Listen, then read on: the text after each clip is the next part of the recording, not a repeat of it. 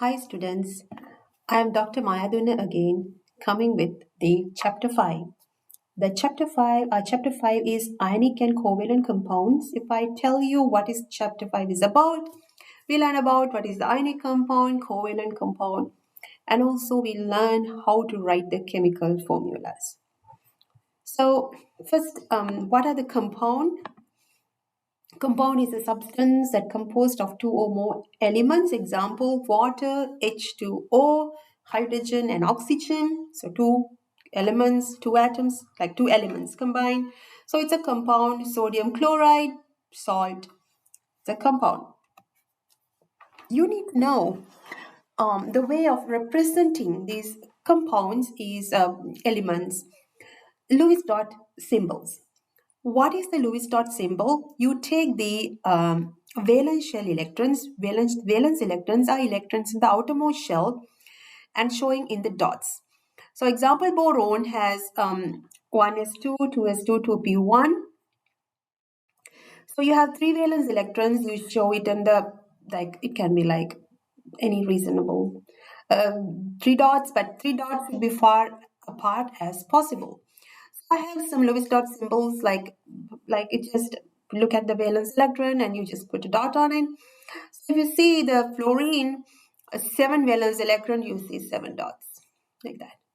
So the Lewis dot symbol is not that complicated thing. You look at the number of valence electrons and you put the dots. And you see this is boron and the carbon and the nitrogen. So the sodium is like this, and then oxygen, 6 electrons, you can show it in this way. So Lewis dot symbols, you can also represent the atoms in the Lewis dot symbols, but whenever you write the atom, you write the brackets, and then you write the charge outside the parenthesis. So here sodium is 1 valence electron, but when the sodium loses electron, you put sodium plus, but because no valence electrons. Oxygen, you have already 6, but when you're O2 minus, you have 8. So this is how you write oxygen. So write the Lewis dot symbols. Fluoride ion, you write fluorine. You have 7 electrons, but if it is fluoride, you have 1 more, it's 8. Potassium ion, K plus, and sulfide ion. This is how you do it. Now, I'm coming to the ionic compounds. So that's the basic of the Lewis dot symbols. And then we are going to the ionic compounds. What is the ionic compound? Ionic compounds, how you name it. Ionic compounds are the compounds that are attracted with electrostatic attraction. In other words, you can say attraction between a cation and anion. Sometimes it's mostly it's metal and a non-metal. So this is how the sodium chloride, where the salt formation, sodium give the sodium plus, chloride gain that electron, form chloride minus, sodium plus, chloride, and this is the sodium chloride Lewis structure. So always ionic compounds, we call that as the chemical formula or formula. So NaCl, we call sodium chloride. Ionic compounds, the way the ionic compound it is, they're like very orderly. They arrange in a very orderly pattern. We call these arrangement of ions a lattice, and then they have the lattice energies because when they're breaking, they form these ionic lattices, they release large amount of energies in order for them to become stable. Magnitude of lattice energy is a measure of ionic compound stability. Lattice energy depends on the magnitude of charge and the distance between them. Q1, Q2 is amount of the charge of the one element, charge of the other element, distance between the separation. Here the lithium chloride, the lattice energy is very high. Similarly, the melting point also high. Lithium chloride, little less, so higher the lattice energy, higher the more stable the compound is.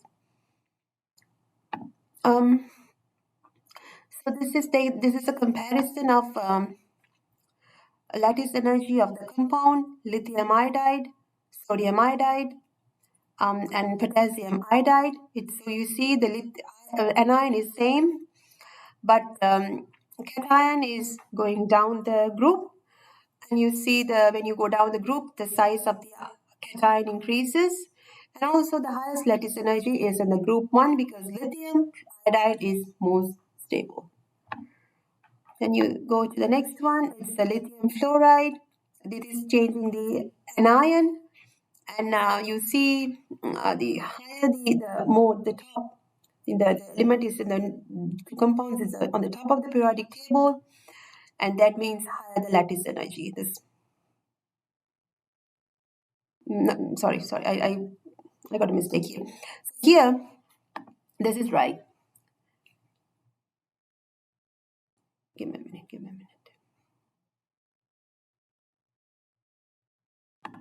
Yeah, I'm starting this from the beginning, this slide, okay? Everything is good. So here you see it's lithium, magnesium, scandium.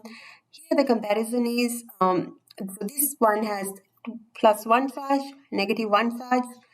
So this is the lattice energy 1017, and this one it's higher the electrostatic attraction because it's a 2 plus and 2 negative. This is 3 plus and 3 negative. So higher the charges, higher the lattice energy. In other words, higher the stability of the compound. And I have the work example here on the lattice energy. Arrange magnesium oxide, calcium oxide, and strontium oxide in increasing lattice energy. So I feel like by looking at it, what do you think would be the more higher the lattice energy? I feel like comparing to this example, lithium, sodium, potassium on the top of the compound, because it's more smaller, so it is the atomic radius is smaller. So I feel like it's the I feel like the atomic radius is more, so higher the effective nuclear charge, so more strongly they bond, so they have higher lattice energy. By using the same knowledge, I feel like magnesium has a strong lattice energy. So let's look at the answer. Consider the charges of the ions and the distance between them. Apply Coulomb's law to determine the relative. All three compounds have same anion. Cation is +2. Recalling the lattice energy increases, distance between ion decreases. So magnesium is small, ionic radius is small, so the denominator is getting smaller. So because of that, magnesium oxide has highest, then calcium goes to strontium. That is the end of lattice energy.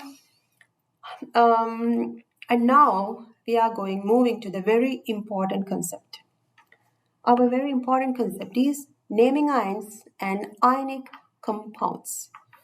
So very first, I'm gonna show you something by my own. So think about how do you name a compound. So I have sodium chloride. How do you name this compound? You call sodium. I want to show you some important rules that you can follow always. When you name a compound, when you write a chemical formula, always make sure you write the cation first. Always metal first, then goes to the non-metal or the anion. Metal name, you just write sodium, and then anion plus ide. So this is easy, both sodium +1, chloride -1. Think about calcium oxide. How do you write the calcium oxide? So calcium, you know the charge of the calcium. How do you know the charge of the calcium? Think back, calcium is the period 2 in the periodic table, so it always loses 2 electrons, so 2 plus, O, 2 minus. So calcium oxide, this losing electrons gained by oxygen. So when there's a 2, 2, you don't write 2, 2, you just write calcium oxide. Now, I have magnesium. Now, let's see how do you write aluminum oxide. My next one, aluminum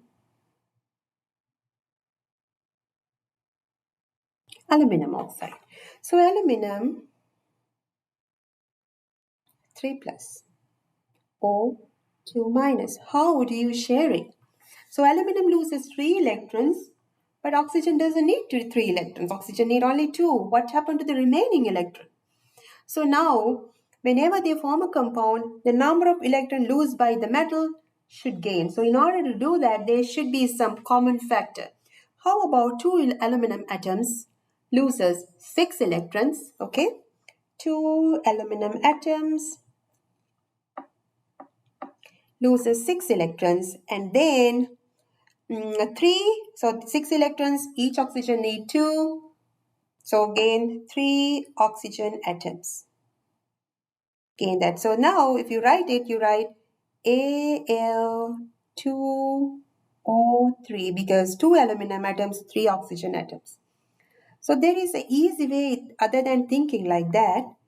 Aluminum, always form 3 plus because it's group 3. Oxygen, mostly oxygen form 2. Sorry. So you write aluminum, oxygen, and you switch it. 3, 2, you write here. Al2O3. Always this is right. Think about magnesium nitride.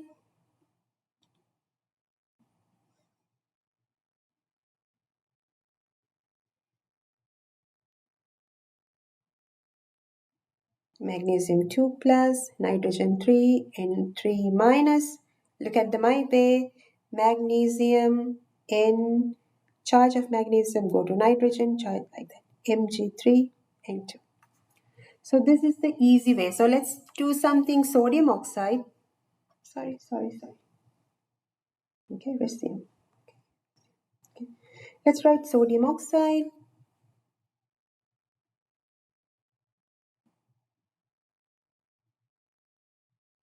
Na plus, O2 minus, so sodium, oxygen, you write together, and 2 Na2O. And then let's do something else. Complicated one. Let me take something.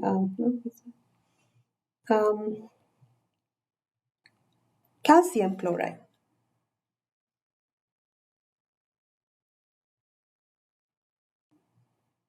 You write calcium, you write chlorine, calcium is 2, CaCl2. So this is how you write the compound names. And now I want you to come back to the PowerPoint and see always you write iod. So now we learned the basic of how to name the ionic compounds. But if you remember, in the periodic table, there are certain ions make more than one possible cation. So example, ion form ion 2 plus, ion 3 plus. I'm going to come to that as well. So before that, we know these are some very common ions. And I'll let you take these to the exam, just the sheets, so you can copy it down or you can just take a printout, but just the ions, okay? And then some common ions. So this is the way I teach you how to write the formula of ionic compounds. So now, when there are ions that form more than one charge at that time, you write, so ion 2 chloride. How do you know ion 2 chloride? I told you the charge of the ion goes under chlorine. So you take ion 2 chloride. Charge of the ion goes under chlorine, ion 3 chloride.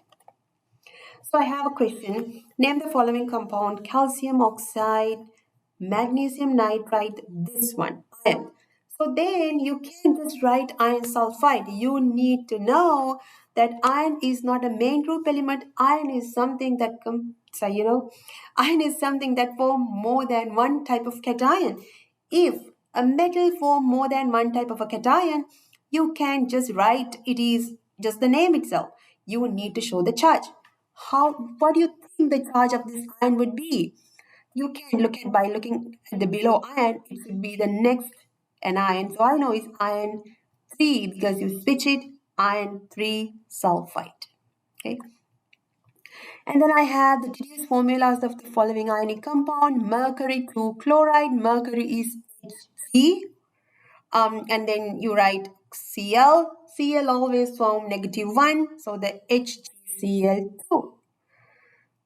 And then you go to the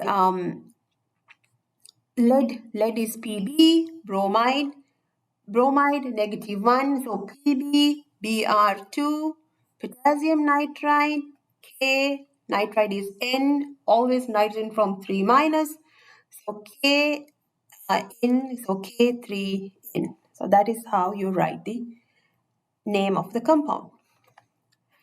And then, so that is the mainly how do you name the ionic compounds. So that is the end of the ionic compounds, the naming. Before we move to the polyatomic ions, I'm going to explain you what are the covalent bonding. So we did the ionic bonding. Ionic bonding is bonding between a metal and a non-metal. The best term is anion and cation. Is two electrostatic interactions. Now, I'm moving to my next topic, which is covalent bonding. What is the covalent bonding? Covalent bonding always is between two nonmetals. There's no transferring electrons, nothing like that. They share the electrons. Okay, so you see is hydrogen. They share these two electrons. They're nonmetals. So it's always the covalent compound. We call them as a molecule. We don't call covalent compound. We call it compound, but we call it molecule. So when it's example glucose is a covalent compound. When you dissolve, we say they separate into their molecules, not into ions. So then how the basis of the covalent compound we can explain using the law of definite proportions. The law of definite proportions says different samples of a given compound always contain the same elements in the same ratio. Example, carbon dioxide and carbon monoxide. So, in the definite proportion, let's just take carbon dioxide at the first. You take 123 grams of carbon dioxide, 50 grams of carbon dioxide, 88. So, mass of here in the oxygen is 89, carbon 33. If you think about the ratio is same. It means you take the carbon dioxide from your home, you take the carbon dioxide from near the beach, it doesn't matter. The ratio of carbon to oxygen atoms same. And then law of multiple proportions. Law of multiple proportions say if two elements, carbon and oxygen, can form two or more different compounds, the law of multiple proportion tells us the ratio of masses of one element that combine with the fixed mass of the other element in the small whole numbers.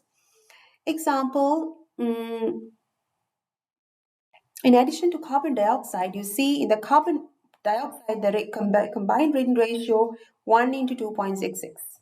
Think about carbon monoxide, CO 1 into 1.33. So each sample is different, but if you think about CO2 and CO, the combining ratio is basically 2. So one carbon combining with one oxygen, one carbon combining with two oxygens. So that is the law of multiple proportions. So that's that when you divide it, you get the 2 because it's CO and CO2. So that's the law of multiple proportions and the definite proportions. And mostly law of definite proportions, we talk to a same compound. When you think about multiple proportions, we compare, okay, CO and CO2, okay. So then covalent bonding, it can be, we call the diatomic molecules. Diatomic molecules, there's a name to identify the diatomic molecules. Give me a minute, okay. Okay, the easy way to remember the diatomic molecules is no fear for the ice cold beer. So those are the all the diatomic molecules that you need to know. If I show you here, it is, let me show you how to remember easily the diatomic molecules. No fear for the Ice, cold beer, nitrogen, oxygen, fluorine,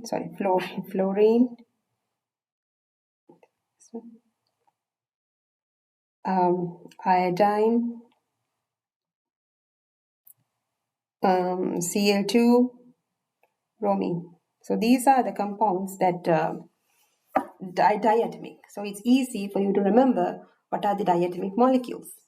Okay, and then there is the diatomic molecules. There are homonuclear diatomic, heteronuclear diatomic. So homonuclear means they are same, like N2, O2, I2, F2. But heteronuclear diatomic means like let's say CO, CO2, H2O. Those are heteronuclear diatomic. So so this is like when you do the molecular formulas, there are type of molecular formulas. Use ball and stick model, the structural formula. So this is like different. Like in the books, when you read, you will see, okay, this is the Lewis dot structure. This is the stick figures, and this is like the space filling models like that. Then I have a worked example. Write the molecular formula of ethanol. Based on the ball and stick model here, it's ethanol. It's like you need to, I don't want you to memorize it. Just to know. I don't want to memorize, okay, this color is oxygen. I wouldn't do that. So just study the example and then we can move forward. So now, this is important. We talk about molecular formula.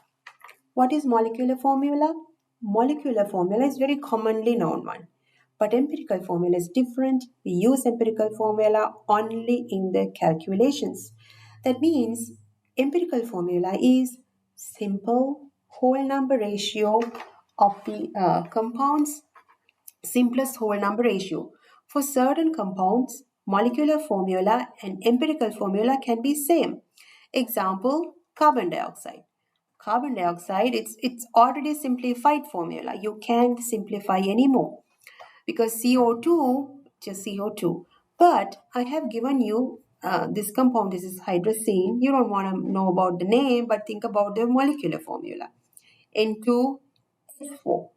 So you can simplify it. How do you simplify? You find the common factor between the atoms and then you divide it.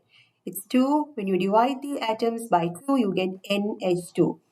So molecular formula is N2H2. Empirical formula is NH2. So you may get questions from this empirical formula and molecular formula. Let me give you some examples. Water, molecular formula is 2O, empirical formula is 2O. Hydrogen peroxide, molecular formula is 2O2, empirical HO. Ethane, C2H6, CH3, like propane, it goes like that. So now I have a question. My question is, write the empirical formulas for the following molecules.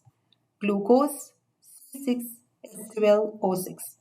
Find the common factor for glucose, which is 6 in this case. You divide it by 6, so you get CH2O. Adenine, C5H5 into, you don't have to memorize adenine is this. Common factor 5, CHN. Nitrous oxide, N2O. This already simplified. Molecular formula, empirical formula would be the same. Okay, so that's the end of that part, and I'm coming to the naming molecular compounds in the next section.